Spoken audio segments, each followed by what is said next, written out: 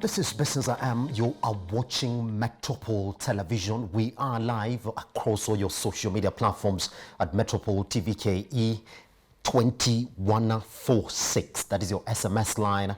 I am at Charles_Kiage. Now, for those who know, Tusky supermarket is in trouble. Now, the latest update that we have is that the directors are not going to be given any benefits or bonuses in that end. Why? Because the company has accrued 2 billion in debt to the suppliers. Which therefore begs the question, Tusky's retail chain is a family-owned business in the country. So we're looking at that perspective this morning and asking ourselves the question, is it a case of the sector? But then you say, no, it is not.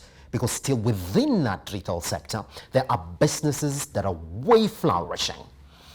So what it is? So is it a case of the fact that Tusky's retail chain is a family-owned business? That's the only question, therefore, that remains to be answered this morning. And to help us understand that, just sort of put a picture on exactly what is happening into the family-run business space in the country. This morning, we are joined by Liz Matimu.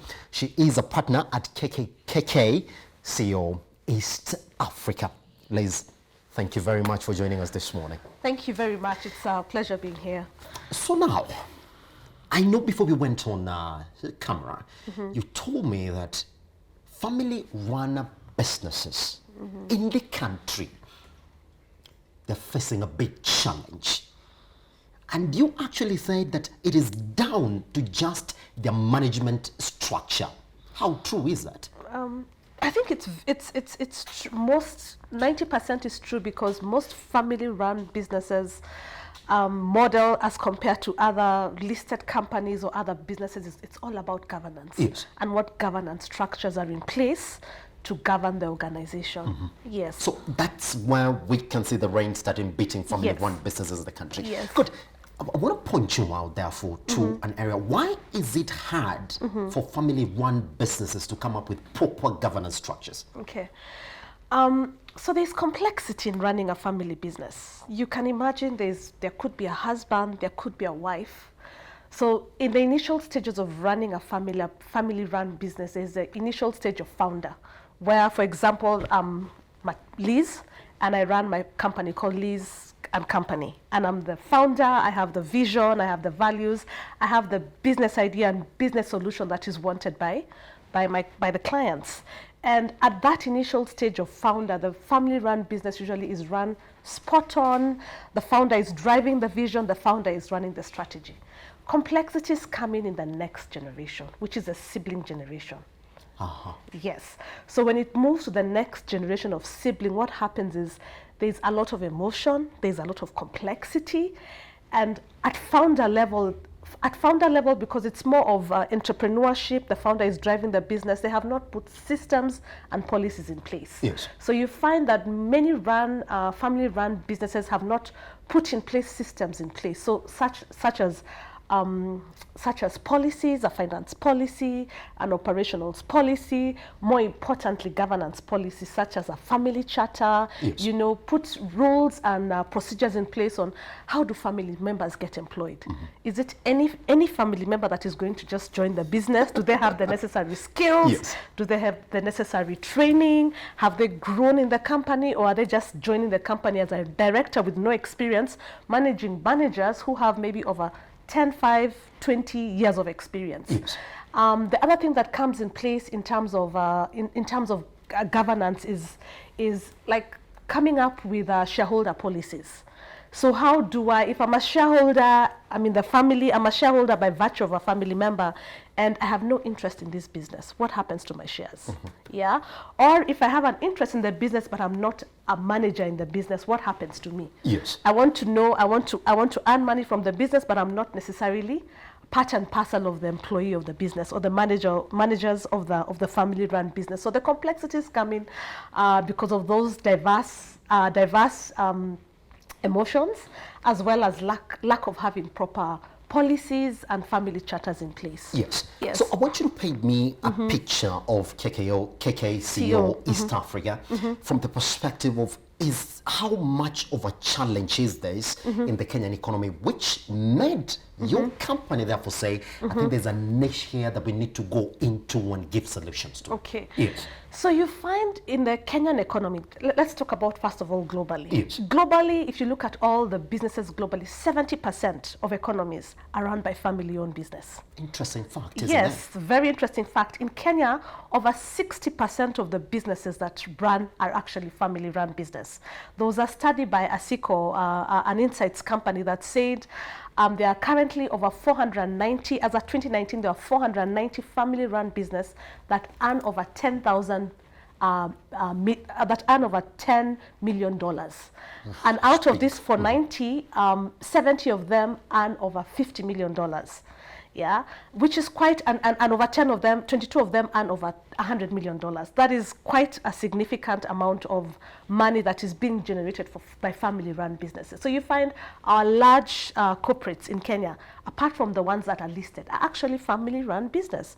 And they're actually thriving and actually have moved from founders level to sibling level to the last stage, which is the cousin level. Yes. And they're running quite professionally. Yes. That means they have put structures in place to run the business. You'd be surprised, a business like KKCo, which has just come to Kenya, is a family-run business that's very successful, running very well with proper systems, not just running in their country, but in diverse multiple countries. So it's running quite well. And at KKCo, we've seen the need to just structure, because these family-run businesses have very good products, services, solutions to Kenyans and to the world at large. And what we find that is lacking is just putting in governance structures. And you know, especially as Africans, there's the issue of succession. A big part that comes in is succession, you know, and we don't want to talk about succession. It's avoided until the last minute. Avoided until the last minute. And there's also the succession of does the lady get to, if the lady is well qualified, does she get to join the business? Yes. Or is it succession on the male side? I mean, it's just diverse and complex. Yes. I want to touch on this point this morning as we continue with this conversation. Does a family-owned business, and I want us to create that distinction, must be fully run by family members only, even under the value chains of that business? Okay, not necessarily. There are very many models of family-run business. You'll find a model, and we need to understand family-run businesses are businesses that the owners, majority of the shareholding, is actually run by the families. That's a family-run business. Yes. So you'll find in some cases, and in Kenya, many cases where you'll find that the family-run business has a mix of both. So you'll find that the owners are the family members, the directors, the board of directors could have some family members, and senior management and general management could have some family members. So it's a mix of both. And from my experience in running consulting business, and just in my 17 years of work experience, one of the things I've learned is it's good to have a mix of both. Have both a mix of professionals, external professionals, plus family-run business, and make sure that the family members, there's a clear charter on how employees join the business. Are they skilled? Are they trained? Can they compete with the market? I see. Yeah, if they were to go for an interview, can the family member be as competent as an external manager? So are you saying that these family-run businesses also, if you are really going to say that, yes, if you're going to appoint the family members in these bigger positions, then they also need to have a system of training them around these areas? Yes, correct. Your point as is, if you look at the big family-run business in Kenya, which are the Asian companies, you'll find, and I schooled in Moi University some years back, let's not talk about the years, and one of the interesting thing I did a business course, and I had some friends who were doing engineering courses, some Asian friends who were doing engineering courses. And the most interesting thing is they were doing engineering, they knew they were going to do engineering from high school. And they joined into the engineering business because they were going to work in their family-run business. So you'd find during the holidays when we are at home watching TV or, you know, having fun with friends, my colleagues are going to work in the family business over the long holidays, like over between August and September before the semester opens. And you'll find they are very clear on kind of career path they're taking. Yes. By the time they're through with campus, they have their engineering degree, they may do a business degree, they join the family business at an early stage, and you'll find that they won't be put at senior level. They'll run at entry level and grow up the ranks. By the time they're 40s, pretty much, yes, they understand the business. Yes, and they're able to, in and out, and you're able to drive the business. So you find that a family-run business needs to inculcate the culture of, encouraging the next generation. You know what, this business is here, it's available, but it's not just guaranteed. You need to work hard. You need to be able to come and work hard. You'll find in the West, many times in the Western world, you'll find that where a family, a sibling, maybe their parents have a very successful business and the sibling is completely not interested. You won't find the founder insisting that the siblings take over the business. They would go and find maybe a PE firm, or they would go and find someone who wants to buy the business and sell off the business such that the vision drives. But you find many times in our African culture, we want that, we are proud. I mean, it's our nature. We want that business to move to the next level of our siblings. Yeah. Now, when we put out the poster, Lisa, I'm going to tell you this, and we said, wow, is it a case of a family problem or just a sector problem with Tusky supermarket? You have to go back to 2012 when the rain started beating the chain.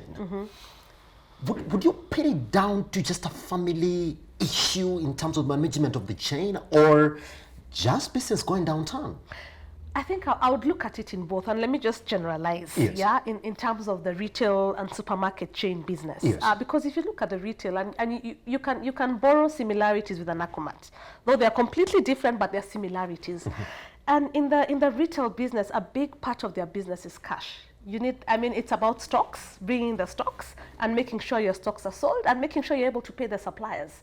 So if you're not managing the cash cycle, if you're not managing your working capital effectively, what happens? You buy the stock, you don't pay your suppliers, you treat the suppliers that, you know what, we are the business. You need us more than we need you. So what happens? You end up paying them after 90 days or after 1 year in some cases. And what happens? The supplier needs to be able to run its operations. So what happens? The supplier will say, you know what, we have credit policies in place because you're not paying us on time. We will not supply to you. When I don't supply to you as a retail shop, what happens? Me as a customer, I'll go to my shop. I want to see variety. If I come to the store and don't find variety, what do you think will happen? I'll come the first time, I'll come the second time, the third time I'll be like, no, why should I go to this store and they don't have what I want? Let me go to another store where I can buy everything I want. And there's a lot of competition. You're seeing the competition is high. So it's an issue of how do they manage their cash flows? How do they manage their working capital? But those issues come in terms of policies, and I come back to policies. Are the policies being followed? What's your policy on saying how soon do we pay our suppliers? What's our policy to say, you know what, how do we draw up as an owner? When do I draw out money from the company? Should I just enter the company? And I've had so many cases in Kenya, and I won't name the different companies, but I've had cases where owners of business, where your business is thriving so well, and I'm like, I need 100 million shillings. And I just go, and since I'm a signatory, I just go and withdraw the 100 million shillings, not knowing that 100 million shillings is supposed to run the business. Why can't I be disciplined? And a lot of the issue that family-run business have is lack of discipline. Why can't I be disciplined to say, you know what, I'll take money out of dividends. After I've declared profits, after I've paid all my suppliers, then I can take up the money and say, you know what, based on the profits that are left, why can't we? There should be clear policies to say how we divide that money. How do we divide the dividends? Do we pay out cash? Do we reinvest the money back to the business? And if you find the siblings don't have that same vision as the founder, what do you think will happen? When money comes in, what do you think will happen? I'll draw it out. I'm not thinking about the next 10 years to say, you know what, I want this chain of supermarkets to go, global, not just Kenya, but global. And hence say 50% of my reserves, let me reinvest, 50%, let me eat now and enjoy. So it's a case of both. I would say it's a case of both. A very interesting question, though, and I'll keep on pushing you on that end as well, because I would say that you would say yes or no at the end of the day. Well, Tuskys did list in the Booker program for NSC. It was big news as well. We said, Okay. whoa, finally, a local business going into the boost from the retail sector, which we know the retail sector is quite strong. Okay. So probably now that sort of reinforces confidence on a Kenyan boost. But guess what? They haven't graduated. And with the things that are going on right now at that business, we don't see that happening soon enough. And we don't know exactly what NSA requires from you, that you have clear policies and strategies to run your business. Is that the hurdle that they're facing? That would be the hurdle that many organizations of its sort would face. Yes. What you'd find is any investor, including NSC, before you list, they would come up with a list of requirements that they need to see. Yes. And one of the things, as I've seen in the papers, I'm not privy to what's been happening, but I've seen in the papers, one of the things that's happening, as you said, the Competitions Authority has called them out. Yes. And one of the key things that happens is if you don't have clear policies, same issue of they're not able to pay their suppliers. Why are they not able to pay their suppliers? If you dig deeper, in all organizations, not just Tusky's, in all organizations, yes, it's an issue of how do you manage your cash flows. So I come back to what are your operations and financial policies in place, and what discipline do you have in place to make sure that suppliers are being paid? And they gotta be clients. And you're saying that they have to be market-based strategies, yes, as opposed to a family-based strategy. Yes, isn't it? Yeah, it's the same thing. You know, a family-based strategy should link it to the market. To the market. Yes, isn't it? So and you find family-run, and I told you KKCo is a family-run business. Yeah, yes, they are very. I mean, based on what we are seeing, the way they are running, they come up with strategies that will run from a market point of view, from a business point of view, but you also must have your strategies from a family-based perspective. Isn't it? Have your policies to say, you know what, how if I'm a CEO of the organization and I'm a family member, how do I deal with managers? Come up with clear rules. How do I engage with shareholders? Yes.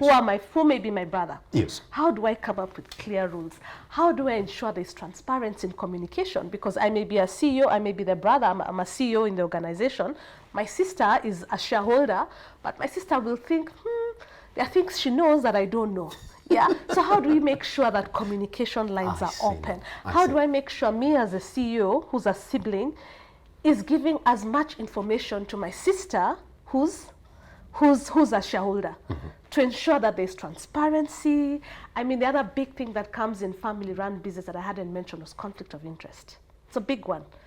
Yeah, you'll find all companies need at board level, before any board meeting happens, one of the first things that needs to happen for a properly run board, you need to state whether there's conflict of interest. Yes. Yeah, within the board members. You know, I may be a board member, do I have conflict to say, you know what, I know there's a proposal that's going in, but I'm not, and I'm a shareholder in that company, but I don't declare it. Yet I know I can skew the decision to move to that company, which is my company, to get the deal. Yes. So how do I make sure I speak up and say, you know what, there's conflict, I have an interest in that business. So you find, you find a lot of times family-run business, and it's unfortunate because you're stealing from yourself as a family. So I may be a retail company and I have XYZ 3, 4, 5 companies that I know can supply to this family-run business. Yes. And what do I do? Instead of, again, it comes back to policies in place. Instead of following through the procurement policy to say, you know what, let's have a tender analysis, let's analyze, are we getting the best product at the best price, at good value? What do I do as since I'm in the board and I'm conflicted? I'll say that company, I know them, yet I'm owner. And then I'll say, I'll come and sell that product at double the price that the market is selling. Are you seeing? And because I can influence that decision, I may say the 2 other companies, I'll get 2 other companies to say, you know what, put your bid, make sure your bid is XYZ price. Very easy to influence that decision. So what happens? The decision to go with my company goes through. What happens? You've sold a product at a very high price, yeah? When the supermarket guys, when a client come and buy the goods, what will happen? Your price is very high. Price is very high. Yeah, yes. and consumers are very, I mean, there's so much information. I'll just go online and check. I'll check the price of XYZ. So what happens? I'll say, you know what? I don't want to buy that product. It's quite expensive. Since I'm a family member and I'm maybe the CEO of the organization, what will I make sure? I've supplied you the goods. Please pay me. Not within the 60 days or the 90 days, pay me immediately. Within 30 days, pay me. But my good is not selling. So what happens? You start having cash flow problems, and you're not able to pay other suppliers. And that's exactly what we've seen happen in that retail chain. So now, Liz, as we finally clear this conversation, the Competition Authority did do something very unprecedented. We've never seen them take that action, especially towards a family-run business. Okay. What is the buffer that exists around family businesses? What would you want to get inside there? And why did CA pull that move that we saw them pull the other day? Okay, so if you look at Competition Authority, one of their mandates is to protect the buyers. Yes. Yeah, and protect the suppliers. They have the mandate regardless of whether the organization is listed or not listed. The CMA will go for listed companies. Yes. Yeah, but the Competition Authority will protect suppliers. And if you look at their mandate, Yes, because I went through their mandate, one of their mandates is if anyone can go and whistleblow. So me, if I'm a supplier, I can go and whistleblow to Competition Authority and say, you know what, I'm a supplier of XYZ. I supply, and I can talk about my volumes, maybe in huge millions, and say I supply and I've not been paid by this supplier for myself, and not just me, but other suppliers. Remember, we talk as other suppliers. Yes, Yeah. yes. And what Competition Authority will then do is carry out an investigation. I don't know, and I believe that maybe that's what may have happened based on what we are reading in the papers. And what they would do, they would then come and do an investigation, and based on their investigation, they would then take action, as we can see what's happening with. pretty much. Therefore, Tusky. Liz, in Yes. 1 minute, therefore, as we clear this morning, do you think that finally now, because of some of these problems that we've seen family-run businesses, the economy go through, that yes, investors, especially family investors, are realizing the need to leverage on companies like yours, so they have proper working systems that are going to enable them to stay strong in the market? True, we've been approached by several family-run businesses, large, medium, small, and there's need, especially at founder level. You find the need comes especially at founder level, who is about to provide succession to the next level. Yes. And they've seen, they really want their businesses to continue thriving, and they've seen the need, to have structures in place, policies in place, clear family councils in place to allow the family members to come and talk, ensuring there's a process for selecting some of the family members to go on board level, to go on management level. So you're finding more and more owners and family-run business are looking at setting themselves in proper good structures. Pretty much. Liz, thank you very much for joining us this morning. It's Thank been you. lovely speaking to you. Thank you. All right, now, once we come back, let's talk about the numbers. Now, Labour is saying they have received 300,000 redundancy notices from Kenyan companies. Now, job losses, we are talking about the tune of 1.2 million as a result of the COVID-19 pandemic, meaning that if you put this redundancy notices together, plus the 4 more lost jobs in the country, then you're talking about the Jubilee government, in terms of their employment creation, it has been wiped off by the COVID-19 pandemic. Begging the question, what can they do now to salvage something, because they only have one budget cycle to step out of office? Once we come back, you're still watching Metropole Television.